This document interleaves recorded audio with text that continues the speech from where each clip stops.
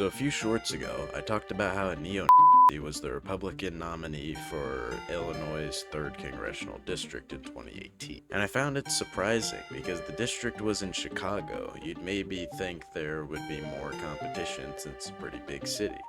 But what I'm here to talk about is the 2020 Arizona U.S. Senate special election that was held to fill the vacancy caused by the death of John McCain. Now, its two candidates were Democrat Mark Kelly, who was an astronaut, which is already pretty interesting to go from astronaut to U.S. Senator. That is kind of cool, though I guess he was the husband of a former U.S. representative. But anyway, the Republican candidate was Martha McSally, who was already the appointed senator and was a U.S. representative previously. But whatever, we aren't here to talk about the general election candidates. What we're here for is the primary candidates. So in the Republican primary, one of the candidates who later withdrew was Craig Britton, a tech businessman who owned one company and had the idea for a second one. The one he actually owned was a revenge porn site.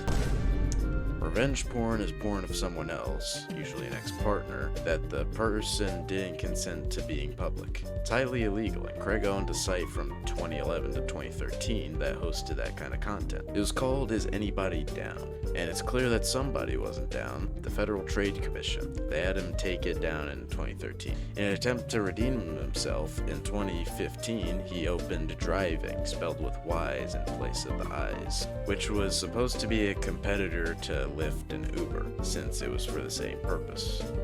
Oh, and Craig was also a primary candidate in the 2018 U.S. Senate election in Arizona, but he failed to fight. But this isn't the first time someone involved with porn or something tried running for office as a Republican. For example, there's Evan Stone, who tried running for Congress in Nevada's 1st District as a Republican, but placed dead last in the primary, as you can imagine. Then there's businessman Dennis Hoff, who was actually elected in 2018 to the Nevada State Assembly for the 36th District, but he died before the general election.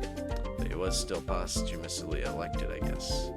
But yeah, he owns several brothels in Nevada, and he did also own gas stations in Arizona and Nevada. But what's ironic about all this is that conservatism is against pornography, and since the ideology is built on Christian values. So I just find that kind of ironic. That's it. See ya.